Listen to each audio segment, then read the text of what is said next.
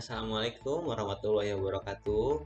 Saya Abdul Ghani, peserta Lasar CPNS Pemerintah Kabupaten Bekasi tahun 2022, angkatan 5, kelompok 2. Saya akan menyampaikan analisis isu dan gagasan kreatif dalam mewujudkan smart governance di RSUD Kabupaten Bekasi.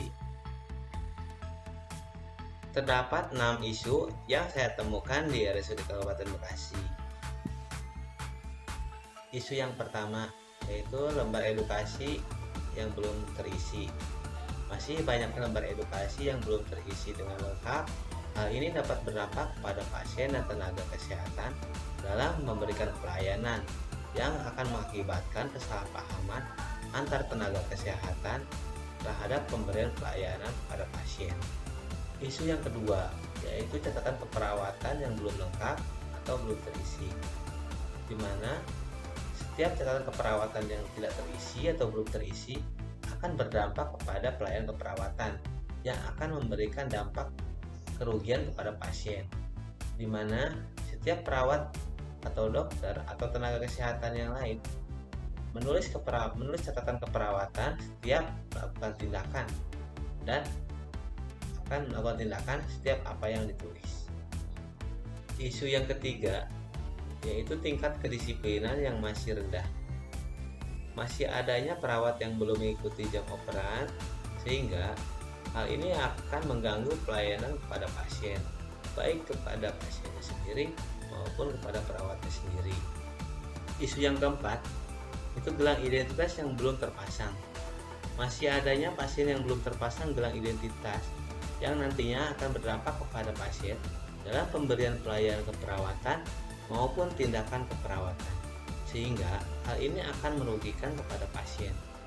Isu yang kelima yaitu tanda segitiga kuning risiko jatuh yang tidak terpasang.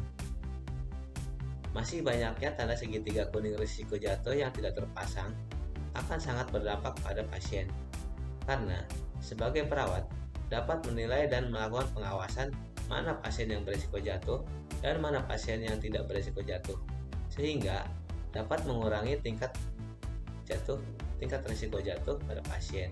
Isu yang keenam yaitu 5 moment yang belum diterapkan dengan benar. Hal ini akan berdampak kepada pasien dan petugasnya sendiri. Tingkat kesadaran diri yang masih kurang terhadap perilaku penerapan 5 moment akan merugikan kepada pasien. Selanjutnya, untuk menentukan per isu, saya menggunakan teknik lapisan USG yang merupakan singkatan dari urgency, yaitu seberapa mendesaknya isu tersebut harus dibahas, dianalisis, dan ditindaklanjuti. Seriousness, yaitu seberapa serius isu tersebut untuk dibahas dan dikaitkan dengan akibat yang akan ditimbulkan. Selanjutnya ground, yaitu yang menilai seberapa besar kemungkinan buruknya isu tersebut jika tidak ditangani segera. Dari penilaian yang saya lakukan melalui metode tapisan ini, akhirnya ditemukan satu isu inti yang perlu segera dianalisis dan ditindaklanjuti. Isu tersebut adalah mengenai 5 moment yang belum diterapkan dengan benar. Selanjutnya, untuk menganalisis isu inti yang ditemukan, saya menggunakan metode analisis wishbone untuk mencari akar permasalahan dari isu inti tersebut. Terdapat 6 masalah penyebab yang saya temukan. Yang pertama, measurement, yaitu mengenai kurangnya pengawasan 5 moment dari atasan. Perawat hanya takut jika ada sidak dari PPI.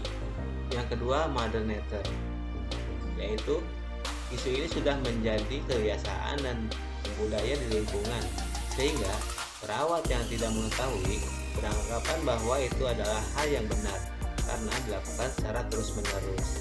Yang ketiga yaitu manpower, rasa di mana mereka sudah merasa benar. Yang keempat yaitu manpower, kompetensi perawat yang berbeda-beda sehingga pemahaman mengenai 5 moment juga kurang. Yang kelima, material, di mana penyampaian informasi yang tidak optimal. Yang kelima, material, di mana penyampaian informasi yang tidak optimal. Yang keenam yaitu metode, yaitu di mana tidak mengikuti SOP yang sudah berlaku. Gagasan yang pertama adalah berupaya mengingatkan kembali SOP yang berlaku. mereview dan mengupdate SOP masing-masing tindakan agar sesuai dengan perkembangan terkini.